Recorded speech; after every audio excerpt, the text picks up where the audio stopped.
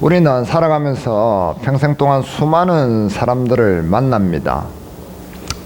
태어날 때 가족 또 친척들, 그리고 학교 가면은 학교 친구들, 그리고 회사를 가면은 동료들을 만납니다. 그리고 각종 모임에서 멤버들을 만나죠. 교회에 오면은 교회 식구들을 만납니다.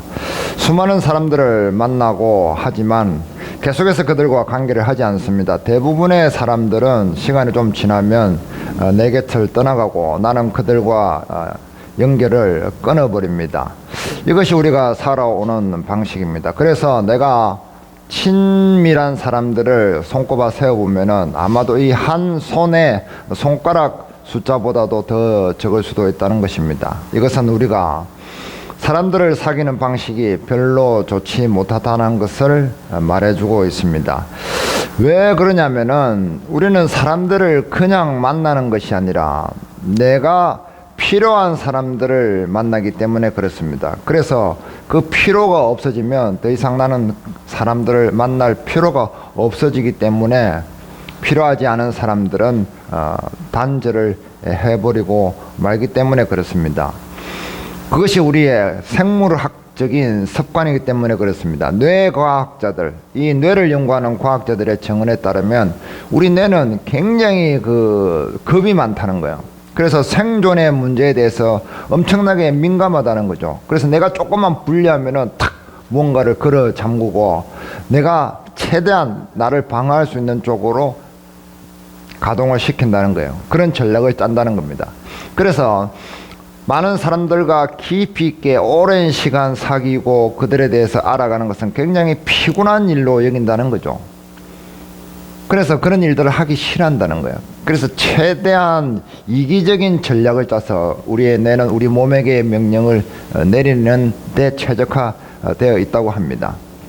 그래서 우리 뇌는 영적인 사고를 하는 것이 아니라 굉장히 육신적이고 본능적인 그런 사고를 하는 기관이라고 할 수가 있습니다. 그런 생물학적인 지배를 우리는 받으면서 살기 때문에 수많은 사람들과 관계를 깊게 하지 못하는 것이죠.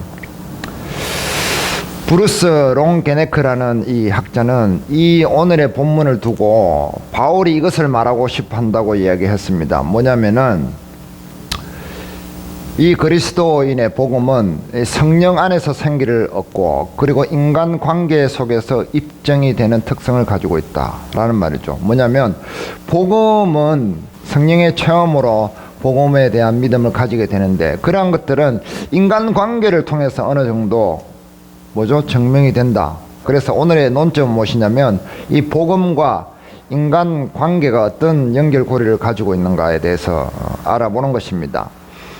복음은 지식의 수준과 연관이 있는가. 먼저 복음은 이 오늘 본문에서 초등학문 이런 이야기들이 나오잖아요. 이런 학문과 어떤 관계가 있는가에 대해서 알아보는 겁니다. 자, 8절 11절을 다시 봅니다.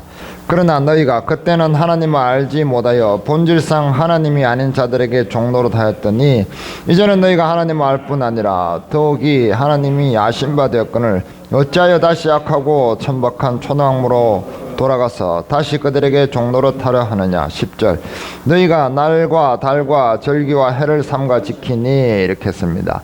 자, 이 갈라디아 지역에 또 다른 문제는 무엇이냐면 절기 준수하는 문제였습니다.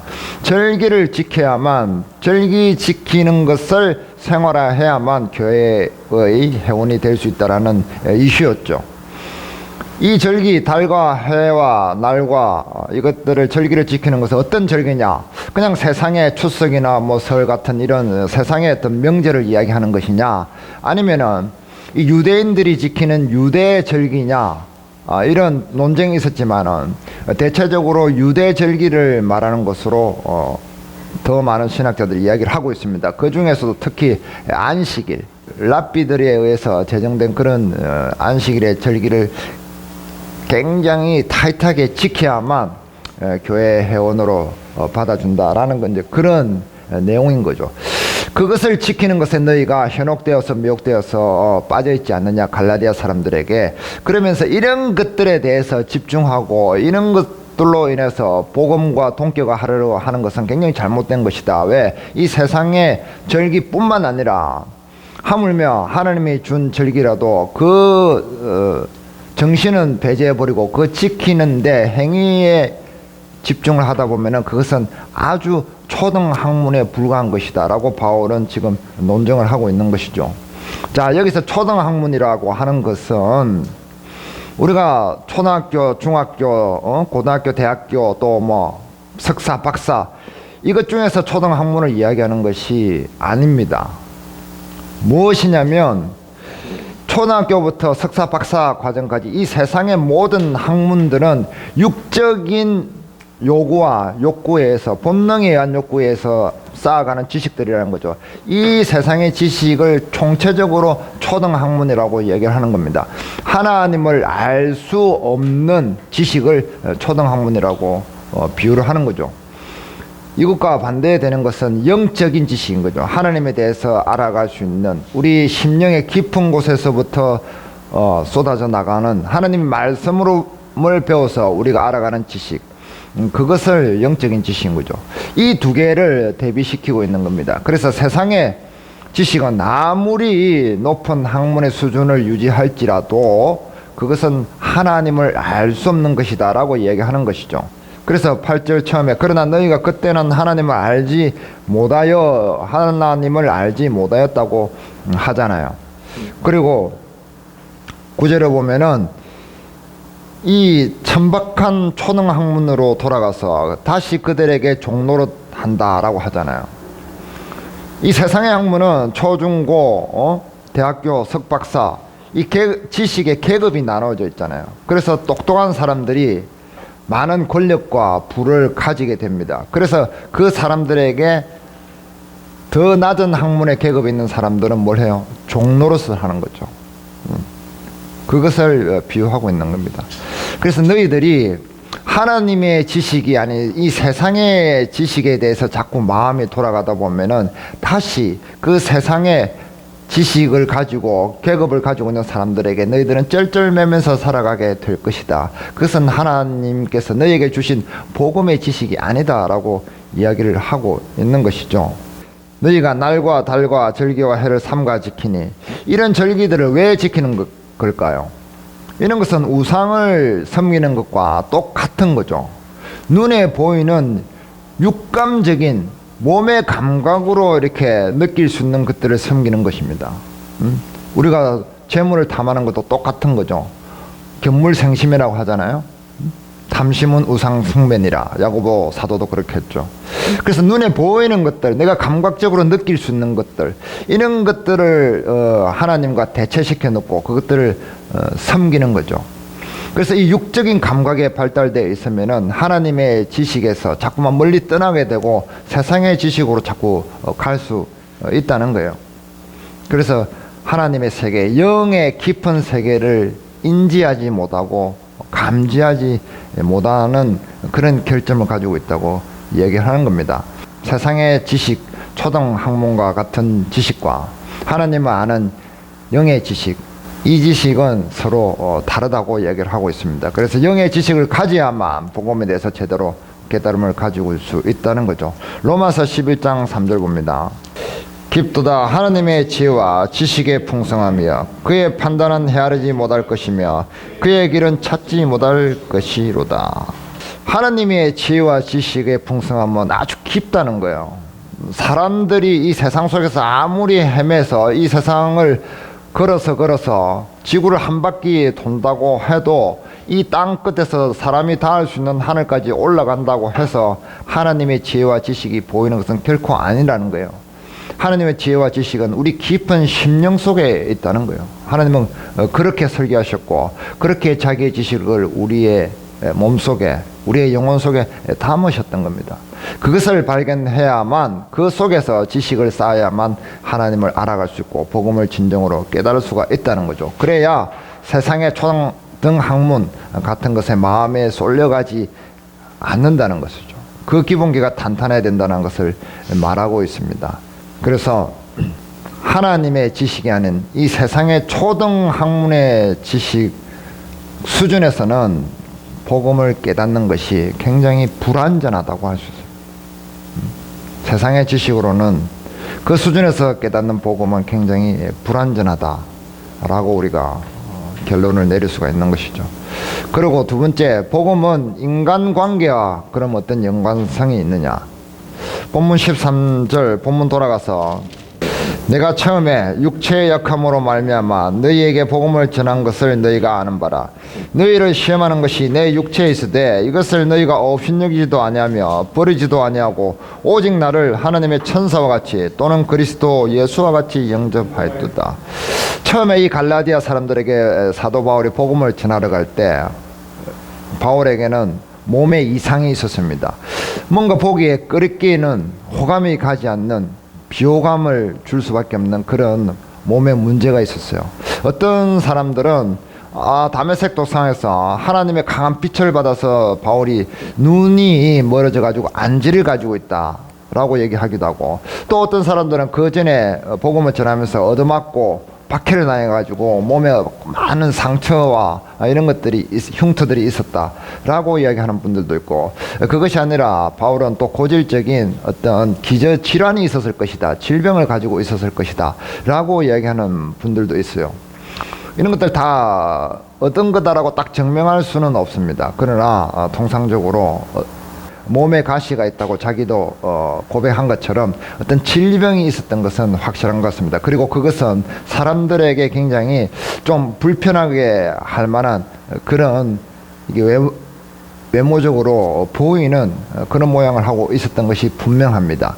그런데 이 갈라디아 사람들은 그러한 바울의 그 외모를 뛰어넘는 그런 관계를 맺었다는 거죠. 그것을 이야기하고 있습니다. 바울은 내가 너희의 처음에 만났을 때 너희에게 시험하는 것이 내 육체에 있었다고 합니다. 그런데 그것을 뛰어넘어서 너희들이 나를 사랑했고, 나를 꼭 천사와 같이 예수 그리스도를 사랑하는 것과 같이 나를 사랑했다고 했습니다. 영적인 눈이 있는 사람들은 이 육적인 조건과 한계를 뛰어넘는 것을 이야기합니다. 그래서 참 복음 하나님의 지식에 거하는 사람은 인간관계가 어떤 세상적인 여러 가지 조건을 뛰어넘어서 깊은 관계를 맺는다고 볼 수 있는 거죠. 바울은 그것을 이야기하고 있습니다.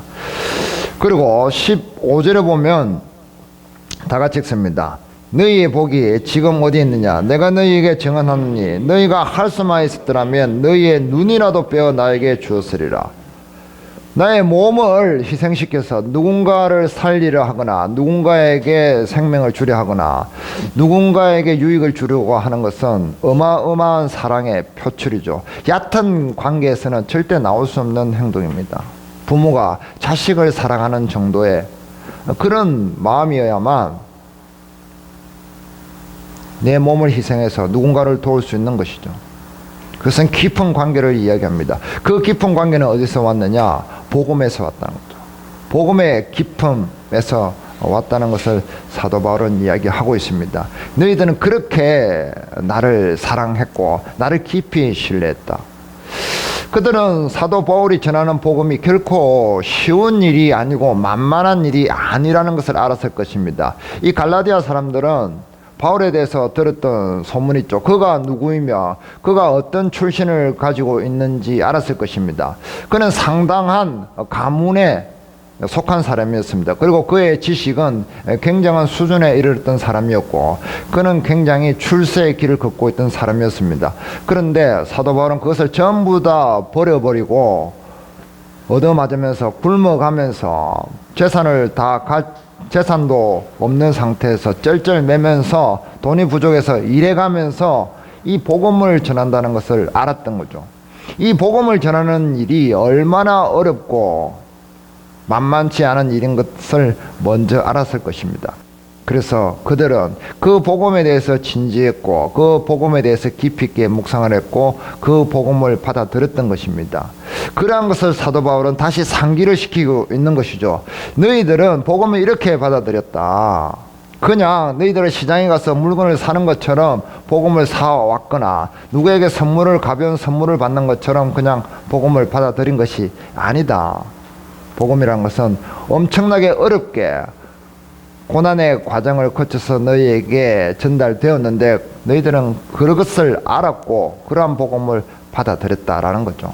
복음이 얼마나 깊음 가운데에서 나온 것인지 알았던 것입니다. 히브리서 3장 1절 다 같이 읽습니다. 그러므로 함께 하늘의 부르심을 받은 거룩한 형제들아, 우리가 믿는 도리의 사도이시며 대제사장이신 예수를 깊이 생각하라. 2절도 읽습니다. 그는 자기를 세우신 이에게 신실하시기를 모세가 하나님의 온 집에서 한 것과 같이 하셨으니. 자, 예수를 어떻게 생각하라고요? 깊이 생각하라. 무엇을 깊이 생각하라는 말이에요? 예수님이 왜 이 땅에 오실 수밖에 없었으며 왜 십자가에서 그렇게 죽으셨는가, 왜 인간들에게 그렇게 대우하셨는가, 이것을 깊이 생각하라는 말입니다. 예수님은 왜 이 땅에 오셨으며 왜 자기의 보좌를 버리셨으며 왜 십자가에서 그렇게 죽으셨냐는 거죠. 쭉 나오는 내용은 뭐냐면 하나님의 집을 세우기 위해서, 하나님 집의 몸이 되기 위해서 그렇게 하셨다고 했습니다. 무슨 말입니까?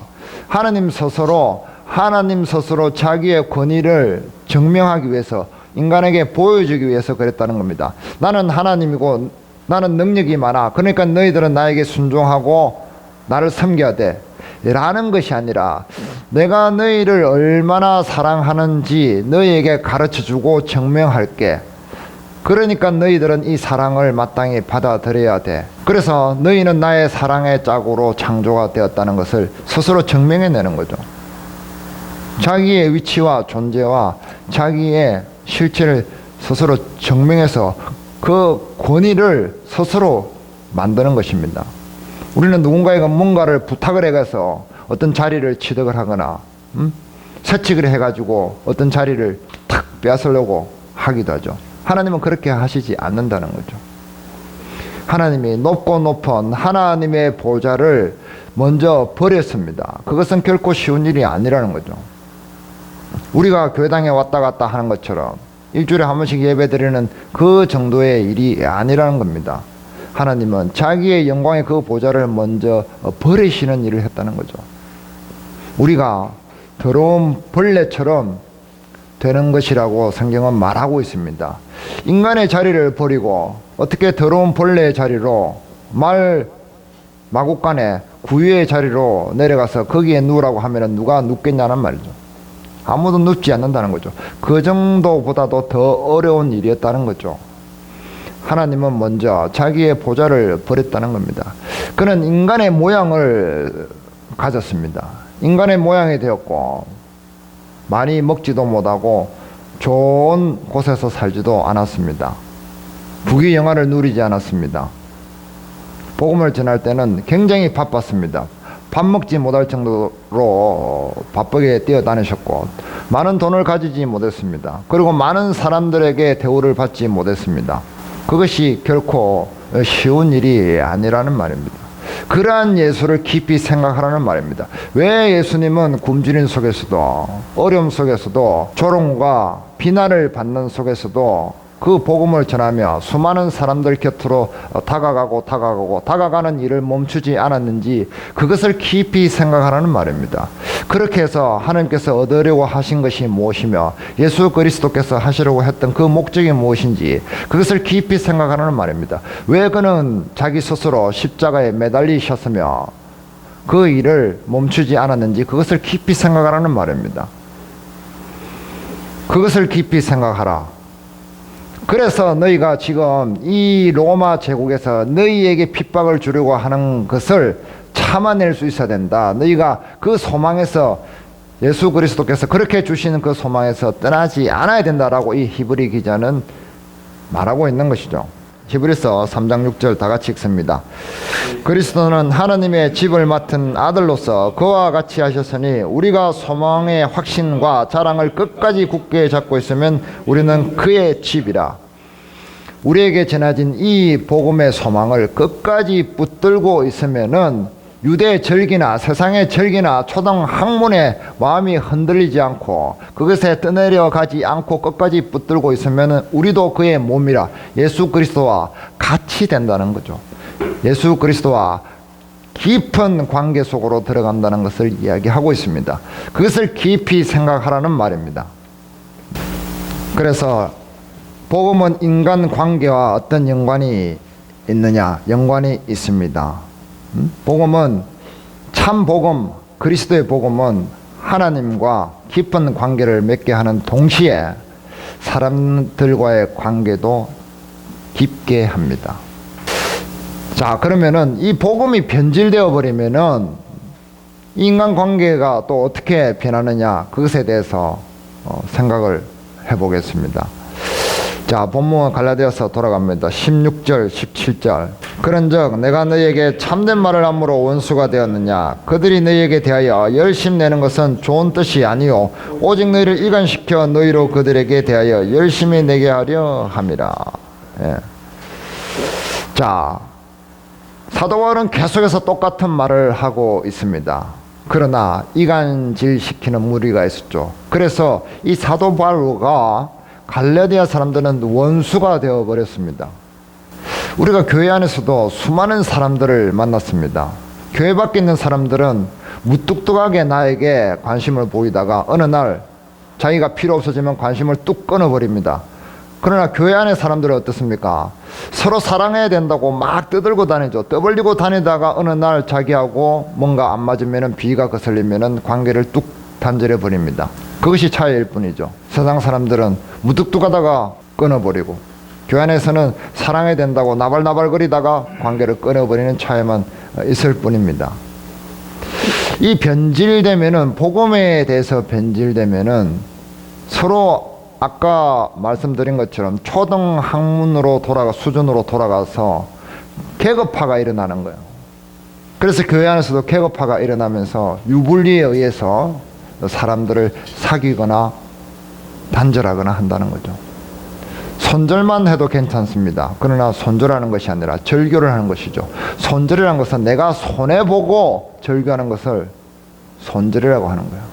그러나 손절마저도 하지 않습니다. 그냥 절교, 단절할 뿐이죠. 교회 안에서도 우리는 수많은 사람들을 만났지만은, 교회 안에서 따뜻한 감정을 가질 때도 있었지만은, 그것이 오래가지 못하는 이유는 그 복음이, 그러한 자들이 가진 복음이 깊이가 없기 때문에 그렇다고 볼 수 있습니다. 고린도후서, 그런 사람들은 거짓 사도요 속이는 일꾼이 자기를 그리스도의 사도로 가장하는 자들이니라. 이것은 이상한 일이 아니니라. 사탄도 자기를 광명의 천사로 가장하나니. 가장하기 때문에 그렇죠.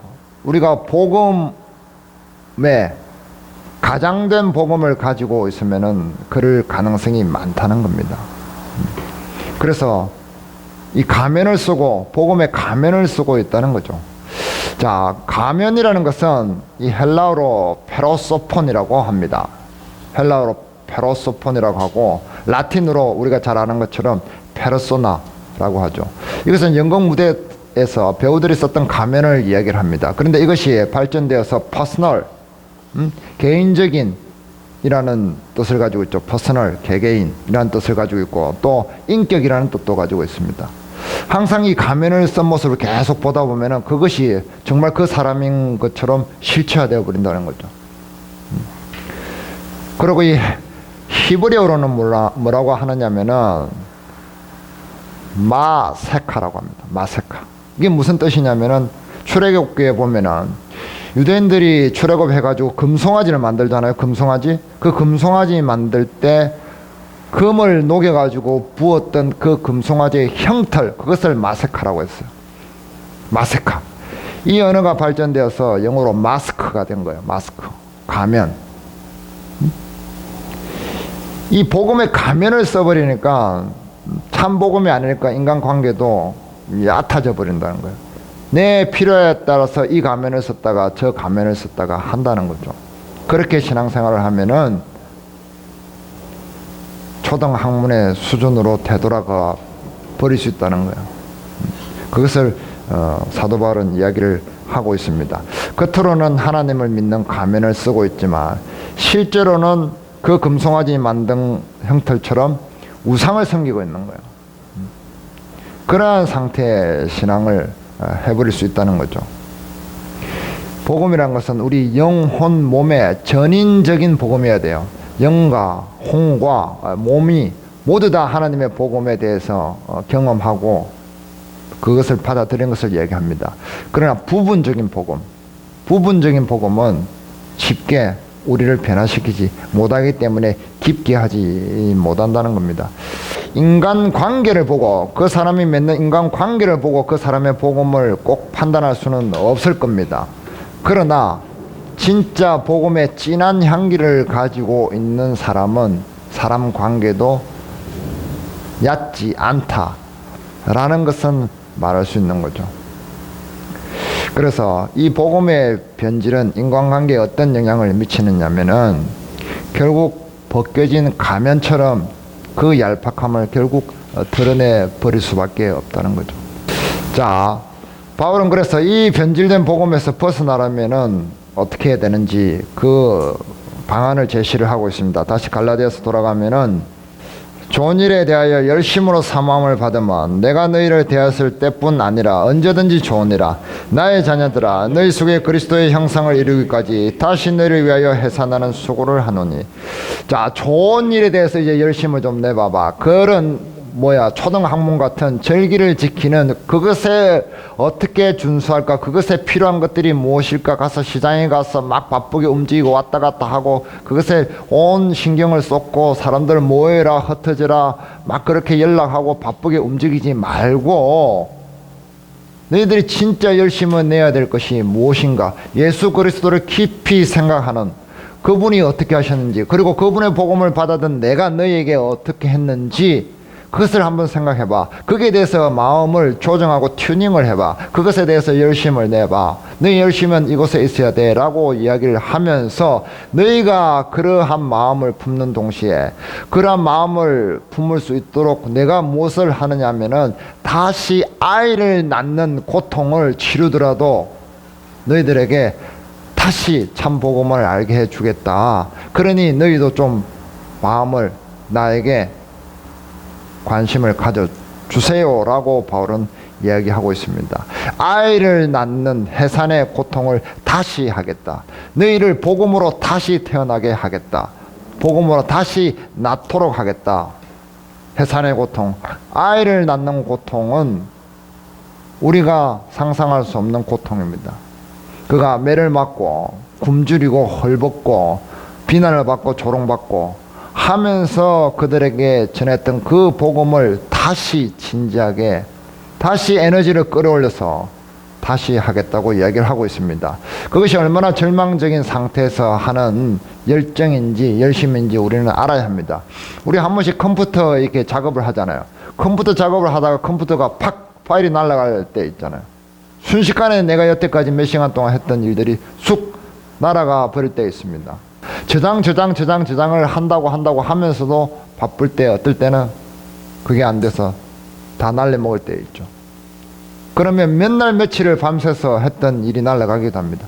그런 일이 있을 때 해야 되는 일은 딱 한 가지밖에 없습니다. 다시 처음부터 시작하는 것. 그 일을 다시 시작하기 전에 또 해야 할 일이 있습니다. 무엇이냐면 그 낙담과 절망에서 먼저 나의 마음을 추스르는 일입니다. 그것이 더 힘든 일입니다. 세상이 이미 무너진 것 같이 생각 들었던 그 나의 낙담된 바닥에 지하실로 내려갔던 그 마음을 끄집어 올리는 일입니다. 그것이 얼마나 힘든 일인지 우리는 삶의 경험 속에서 알 수 있습니다. 그런 다음에 다시 행동으로 옮길 수 있는 거죠.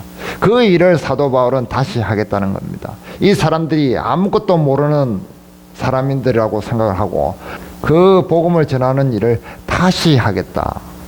해산의 고통을 다시 내가 하겠다. 십자가에 못 박힐 만한 그런 고통을 내가 다시 감내하겠다라고 이야기를 하는 겁니다. 내가 그렇게 할 때는 너희도 이 복음에 대해서 마음을 다시 조정을 해봐. 제발 그렇게 해주세요. Please 라고 얘기를 하고 있는 것입니다. 그것이 바울이 제안한 방법입니다. 복음에 처음으로 돌아가는 것. 처음으로 돌아가서 기본기를 다시 탄탄하게 하는 것. 밑바닥을 든든하게 하는 것. 그것이 바울이 제안한 방법이라는 말입니다. 그래서 이 복음에서 변질되어 버리고 이 변질된 복음에서 다시 벗어나려면은 무엇이 필요하냐? 누군가 다시 해산하는 고통이 필요한 겁니다. 복음은, 변질된 복음은 그런 무서운 대가를 치러야 하는 것입니다. 그래서 복음에 대해서 얘기할 때는 정말 우리가 진지하고 또 침착해야 됩니다. 섣불리 복음을 가지고 이런저런 판단을 하면 안 되는 것이죠. 우리는 세상을 살아갈 때 너무 하루하루 살기가 힘듭니다. 그래서 힘들어 죽겠다. 이런 힘든 가운데 내가 복음을 붙들고 가는 것이 얼마나 별로인가라는 생각을 할 수도 있습니다. 그러나 그런 가운데 복음을 희미하게 희석시켜 버리면은 그 힘든 것은 평생 내가 끌어안고 가야 합니다. 힘듦만 있을 뿐이라는 거죠. 평생 나에게 주어지는 것은 힘듦만 주어집니다. 참 안식과 참 행복은 나중에라도 오지 않는 것이죠. 그러나 그 가운데 우리가 복음을 계속 소망을 놓지 않고 간다면 언젠가는 역전되는 날이 온다는 겁니다. 연말이 되면 쓸쓸하게 누군가에게 전화 한 통 할 수 있는 사람이 없을 수도 있잖아요. 그런 일을 우리가 미래로 가져서는 안 된다는 말을 하고 있습니다. 자, 크리스마스가 다가오고 있습니다. 크리스마스는 기독교의 명절이죠. 절기 중에 하나라고 할 수 있습니다. 자, 하나님은 그렇다고 해서 이런 절기들을 싹 다 없애버리고 하지 마. 다 배제해버려. 무시해버려. 라고 우리에게 엄격하게 말씀하시는 것이 아닙니다. 그런 것들을 우리가 생일을 기념한다든지 누군가의 죽은 날을 또 기억한다든지 추모한다든지 그런 일들을 하지 마 라고 하는 것이 아닙니다. 그것의 껍데기에 집중하지 말라는 것이죠. 그것의 화려함에 집중해서 그 진짜 알맹이를 간과하지 말라는 겁니다.